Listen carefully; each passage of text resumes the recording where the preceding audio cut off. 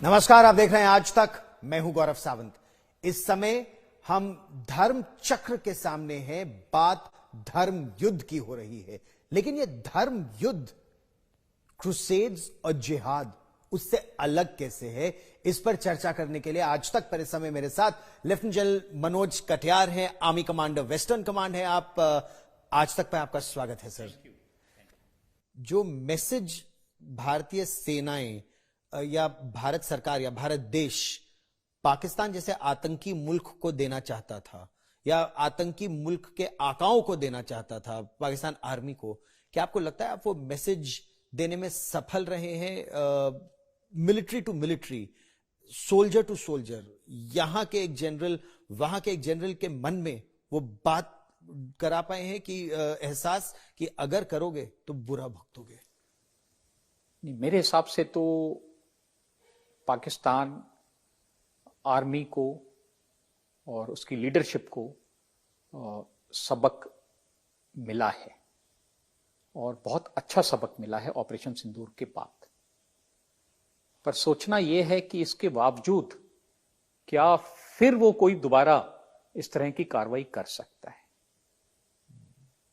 तो उसमें हमें संदेह है, और वो संदेह इसलिए है कि पाकिस्तान का जो लीडरशिप है, मिलिट्री लीडरशिप, वो देश के लिए नहीं सोच रही है, वो खुद के लिए सोच रही है, वो अपने स्वार्थ के लिए सोच रही है। किस तरीके से हम पावर में रहें, ये उसकी सोच है। तो उस सोच को बनाए रखने के लिए, अपनी पावर को बनाए रखने के लिए, वो दोबारा भी कोई गलत काम कर सकता है। कर सकते हैं मतलब एक और पहलगाम या कुछ और आतंकवाद कर सकते हैं। जैसा मैंने कहा कि अगर पाकिस्तान की मिलिट्रीशिप को, लीडरशिप को ये लगता है कि यही तरीका है अपने देश में पावर में बने रहने का, पहलगाम के पहले भी उनके आर्मी चीफ ने टू नेशन थ्योरी की बात की थी, और अभी भी हम देखते हैं कि जो वहां की लीडरशिप है, मिलिट्री लीडरशिप खास करके, वो थोड़ी सी नर्वस है, थोड़ी सी घबराई हुई है। मतलब आप कह रहे हैं आसिम मुनीर इस समय घबराए हुए हैं, नर्वस हैं? अभी आप देखिए किस तरीके से उन्होंने अपने सुप्रीम कोर्ट की पावर्स को कर्टेल कर दिया है, किस तरीके से उन्होंने अपने लिए हर तरह की इम्यूनिटी हासिल कर ली है। तो ये सब दर्शाता है कि कहीं ना कहीं नर्वसनेस है। और आप तो फॉलो करते हो पाकिस्तान लीडरशिप को। अभी देखिए पिछले कुछ दिनों में उन्होंने एक इंटरव्यू दिया था, और उसमें उन्होंने कहा कि ऑपरेशन सिंदूर के दौरान हमें तो अल्लाह ताला का, दैविक शक्तियों का समर्थन था। मतलब कैसे इतनी बड़ी मानवता के खिलाफ आप कोई काम कर रहे हैं, और उसमें आप भगवान को, अल्लाह ताला को इन्वोक कर रहे हैं। एक चीज और जो उन्होंने कही जो काफी इंटरेस्टिंग है, वो ये है कि उन्होंने कहा कि जो भी इस तरह का जिहाद कर रहा है या इस तरह की कार्रवाई कर रहा है, नॉन स्टेट एक्टर्स, उनको स्टेट पूरा सपोर्ट कर रही है। तो एक तरीके से उन्होंने माना कि जो भी आतंकी हिंदुस्तान में घुस करके ये गलत काम कर रहे हैं, उनको पाकिस्तान का पूरा सपोर्ट है। सपोर्ट ही नहीं, एक तरह से वो पाकिस्तान के स्टेट का एक हिस्सा है। कि जिहाद सिर्फ स्टेट मैंडेट कर सकता है वहां पर। करेक्ट। जैसे उन्होंने कहा कि जिहाद तो एक स्टेट की ही मैंडेट है, यानी कि वो मान के चलते हैं कि जो लोग हमारे खिलाफ भी कार्य कर रहे हैं वो उनके स्टेट के ही आदमी हैं। तो ये थोड़ा सा पाकिस्तान लीडरशिप, जैसा मैंने कहा, और थोड़ी घबराई हुई है, थोड़ा सा संशय है उनके दिमाग में। और मुझे तो लगता है कि अगर मैं उनकी तुलना दुर्योधन से करूं तो शायद गलत नहीं होगा। आसिम मुनीर की तुलना दुर्योधन से?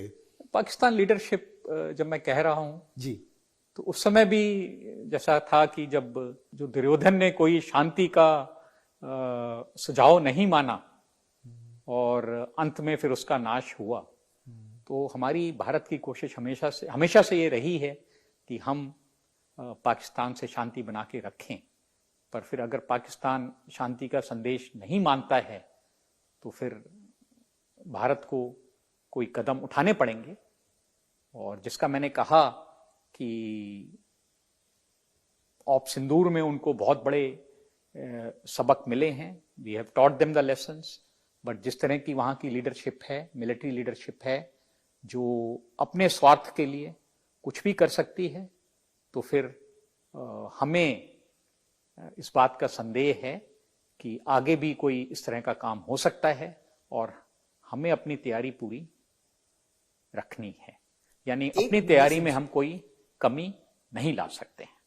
एक मैसेज जो आर्मी की वेस्टर्न कमांड से और भारतीय सेना से कि अभी तैयारी है और आगे की तैयारी और भी जारी है, ये क्या संदेश है जो एक आतंकी देश में जहां का आर्मी चीफ सिर्फ खुद सत्ता में बना रहता है, सारी पावर कंसोलिडेट कर रहा है, जैसा आपने कहा वहां सिविलियन लीडरशिप, मतलब उनके प्रधानमंत्री को तो बेचारे को बूट पॉलिश कहा जाता है, सुप्रीम कोर्ट की कोई ताकत नहीं रही है, इकोनॉमी उनकी कोलैप्स कर रही है, और फिर भी आर्मी अपने लिए सब कुछ हथियार भी ले रही है और धर भी रही है, तो उस देश को आपका क्या संदेश है?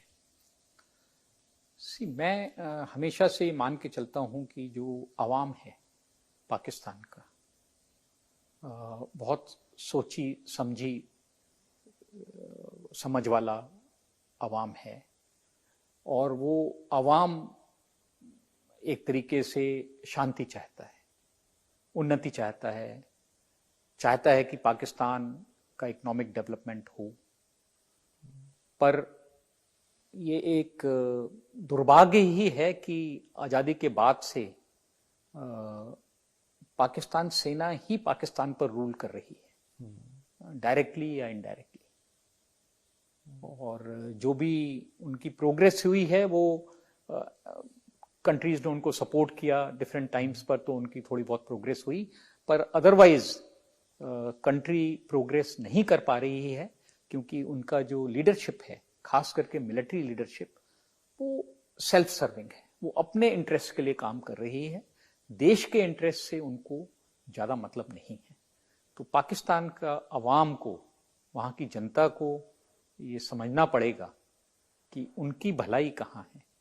मेरे हिसाब से अगर पाकिस्तान में भी डेमोक्रेसी आती है, जो वहां के पॉलिटिकल लीडरशिप्स हैं वो स्ट्रांग होते हैं और वो कंट्री को रूल करते हैं, तो शायद वहां के लोगों का इंटरेस्ट बेटर लुक आफ्टर हो सकता है।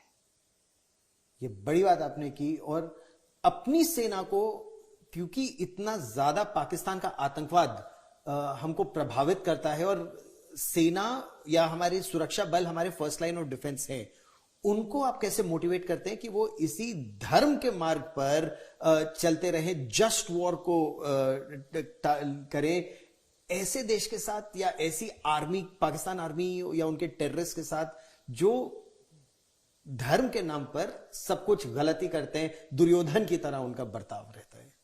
नहीं, अब देखिए, धर्म तो जैसा मैंने कहा कि हमारी सभ्यता का, हमारी संस्कृति का हिस्सा है, और जो भी युद्ध हमने लड़े आदिकाल से धर्म युद्ध ही थे, तो धर्म का पालन करना, ये तो उसको मुझे सिखलाने की जरूरत नहीं है, वो हमारे सैनिक, हमारी सेना का एक तरीके से आप मान के चलिए वो उनका जज्बा है, और वो उनके खून में है, और देश सर्वोपरि है।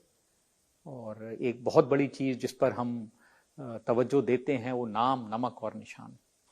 तो निशान हमारा तिरंगा, इसकी रक्षा के लिए हम सदैव तैयार हैं, और हमारे बहुत से सैनिकों ने अपनी कुर्बानी दी है, जान की कुर्बानी दी है तिरंगे के लिए, तिरंगे में लपेट करके वो अपनी लास्ट जर्नी उन्होंने की है। तो धर्म के लिए लड़ने के लिए मुझे मोटिवेट करने की जरूरत नहीं है। मैं ये मान के चलता हूं कि हमारे भारतीय सेना धर्म के साथ ही लड़ रही है, धर्म के लिए लड़ रही है, और मैं तो उन शूरवीरों को इस प्रोग्राम में फिर से नमन करना चाहता हूं, जिन्होंने अपने देश की रक्षा के लिए, धर्म की रक्षा के लिए, और धर्म के साथ लड़ते हुए अपनी जान की कुर्बानी दी। तो उनको नमन करना चाहूंगा, और मुझे पूरा विश्वास है कि अगला जो भी एंगेजमेंट होगा, युद्ध होगा, हम उसमें पूरी तरह से सफलता पाएंगे। आज तक पर आप मेरे साथ जुड़े general Katiyar, army commander western command, बहुत बहुत धन्यवाद।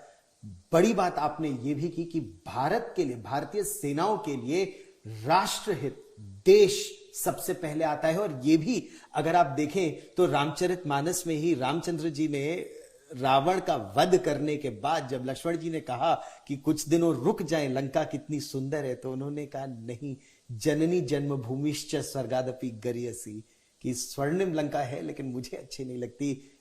देश, मां और मातृभूमि सर्वोपरि है, स्वर्ग से उत्तम है।